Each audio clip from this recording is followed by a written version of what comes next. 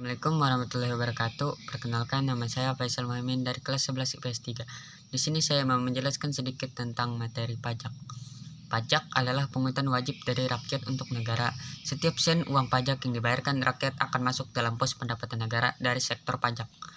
Penggunanya untuk membiayai belanja pemerintah pusat maupun daerah demi kesejahteraan masyarakat. Uang pajak digunakan untuk kepentingan umum, bukan untuk kepentingan pribadi.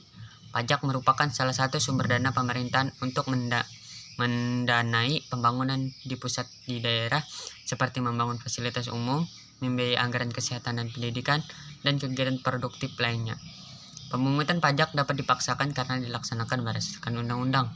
Berdasarkan Undang-Undang KUP Nomor 28 Tahun 2007 Pasal 1 Ayat 1, pengertian pajak adalah kontribusi wajib kepada negara yang terutang oleh orang pribadi atau badan yang bersifat memaksa berdasarkan undang-undang dengan tidak mendapatkan imbalan secara langsung dan digunakan untuk keperluan negara bagi sebesar-besarnya kemakmuran rakyat.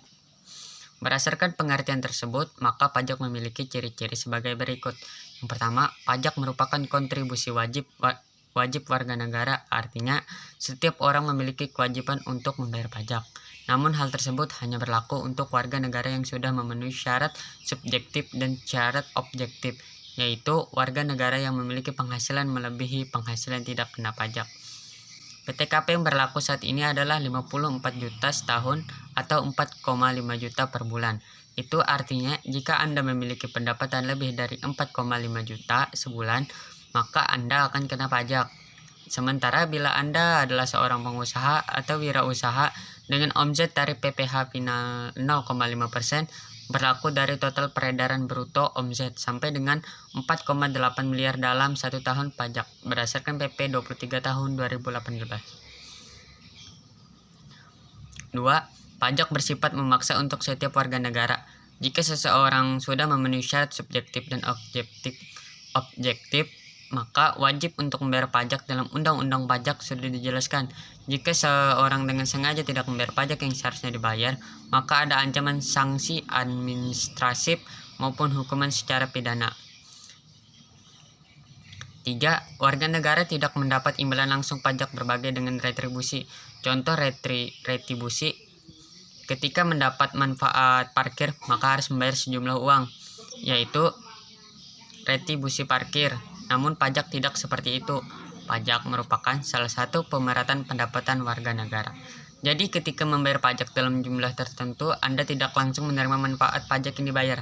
Yang akan Anda dapatkan misalnya berupa perbaikan jalan raya, fasilitas kesehatan gratis bagi keluarga, beasiswa pendidikan bagi anak Anda, dan lain-lainnya. 4. Berdasarkan undang-undang, artinya pajak diatur dalam undang-undang negara. Ada beberapa undang-undang yang mengatur tentang mekanisme perhitungan pembayaran dan pelaporan pajak, perspektif pajak dari sisi ekonomi dan hukum pajak.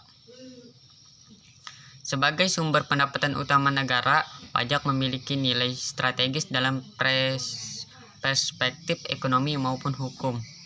Berdasarkan 4 ciri di atas, pajak dapat dilihat dari 2 perspektif, yaitu 1. Pajak dari perspektif ekonomi. Hal ini bisa dinilai dari beralihnya sumber daya dari sektor private warga negara kepada sektor publik masyarakat. Hal ini memberikan gambaran bahwa pajak menyebabkan dua situasi menjadi berubah, yaitu berkurangnya kemampuan individu dalam menguasai sumber daya untuk kepentingan pengusaha barang dan jasa, bertambahnya kemampuan keuangan negara dalam penyediaan barang dan jasa publik yang merupakan kebutuhan masyarakat. 2. Pajak dari perspektif hukum. Ini terjadi akibatnya ada suatu ikatan yang timbul karena undang-undang yang menyebabkan timbulnya kewajiban warga negara untuk menyetorkan sejumlah dana tertentu kepada negara, di mana negara mempunyai kekuatan untuk memaksa dan pajak tersebut dipergunakan untuk penyelenggaraan pemerintah. Hal ini memperlihatkan bahwa pajak yang dipungut harus berdasarkan undang-undang, sehingga menjamin adanya kepastian hukum baik bagi petugas pajak sebagai pengumpul pajak maupun bagi wajib pajak sebagai pembayaran pajak. Fungsi pajak. Pajak memiliki peranan yang signifikan dalam kehidupan bernegara, khususnya pembangunan. Pajak merupakan sumber pendapatan negara dalam membiayai seluruh pengeluaran yang dibutuhkan, termasuk pengeluaran untuk pembangunan, sehingga pajak mempunyai beberapa fungsi antara lain. Yang pertama, fungsi anggaran. Pajak merupakan sumber pemasukan keuangan negara dengan cara mengumpulkan dana atau dari wajib pajak ke kas negara untuk membiayai pembangunan nasional atau pengeluaran lainnya. Dengan demikian, fungsi pajak merupakan pendapatan warga negara yang memiliki tujuan menyeimbangkan pengeluaran negara dengan pendapatan negara. 2. Fungsi mengatur. Pajak merupakan alat untuk melaksanakan atau mengatur kebijaksanaan negara dalam lapangan sosial dan ekonomi. Fungsi mengatur tersebut antara lain, pajak dapat digunakan untuk menghambat laju inflasi. Pajak dapat digunakan sebagai alat untuk mendorong kegiatan ekspor seperti pajak ekspor barang. Pajak dapat mengatur dan menarik investasi modal yang membantu perekonomian agar semakin produktif. 4. Fungsi stabilisasi. Pajak dapat digunakan untuk menstabilkan kondisi dan keadaan perekonomian seperti untuk mengatasi inflasi. Pemerintah menetapkan pajak yang tinggi sehingga jumlah yang beredar dapat dikurangi, sedang untuk mengatasi kelesuan ekonomi atau deflasi, pemerintah menurunkan pajak sehingga jumlah uang yang beredar dapat ditambah dan deflasi dapat diatasi.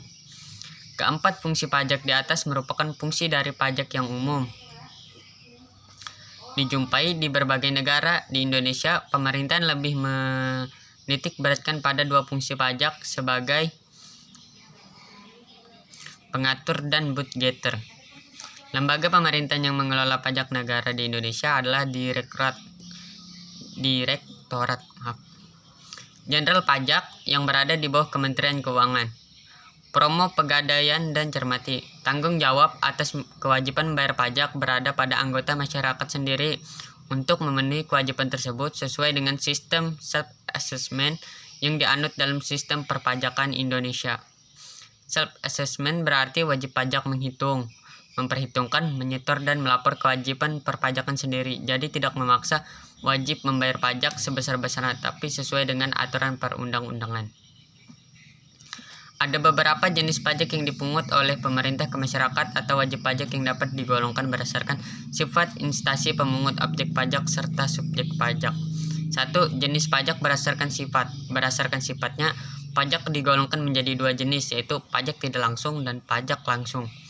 Pajak tidak langsung merupakan pajak yang hanya diberikan kepada wajib pajak bila melakukan peristiwa atau perbuatan tertentu, sehingga pajak tidak langsung tidak dapat dipungut secara berkala tetapi hanya dapat dipungut bila terjadi peristiwa atau perbuatan tertentu yang menyebabkan kewajiban membayar pajak.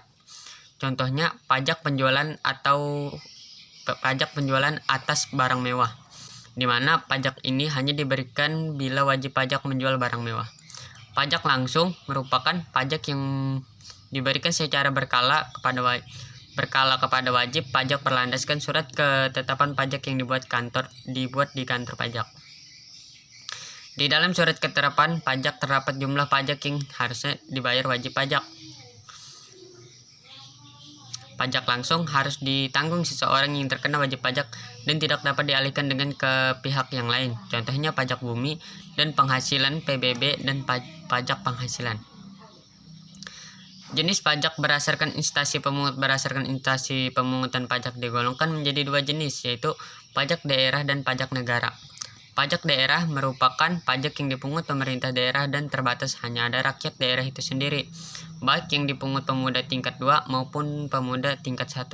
Contohnya pajak hotel, pajak hiburan, pajak restoran, pajak kendaraan bermotor, dan perdesaan dan perkotaan.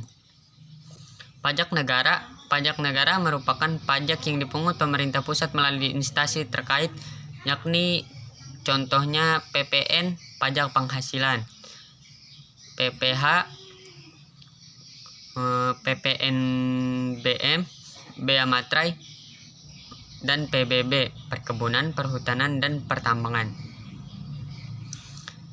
Jenis pajak berdasarkan objek pajak dan subjek pajak. Berdasarkan objek dan subjeknya, pajak digolongkan menjadi dua, yaitu pajak objektif dan pajak subjektif. Pajak objektif adalah pajak yang pengambilan berdasarkan objeknya. Contohnya, pajak impor, pajak kendaraan bermotor, bea materai, dan masih banyak lainnya. Pajak subjektif adalah pajak yang pengambilannya berdasarkan subjeknya, contohnya pajak kekayaan dan pajak penghasilan. Semua administrasi yang berhubungan dengan pajak daerah dilaksanakan di kantor dinas pendapatan daerah atau kantor pajak daerah di bawah pemerintahan daerah setempat. Pahami manfaatnya. Demikian ulasan mengenai pengertian pajak dan fungsinya. Semoga bermanfaat bagi kita semua. Sebagai warga negara, kita wajib taat membayar pajak. Sedang pemerintah sebagai pengelola harus dapat memanfaatkan pajak semaksimal mungkin untuk kemakmuran rakyat. Saya Faisal Muhaimin. Jika banyak salah kata dari saya, mohon dimaafkan. Assalamualaikum warahmatullahi wabarakatuh.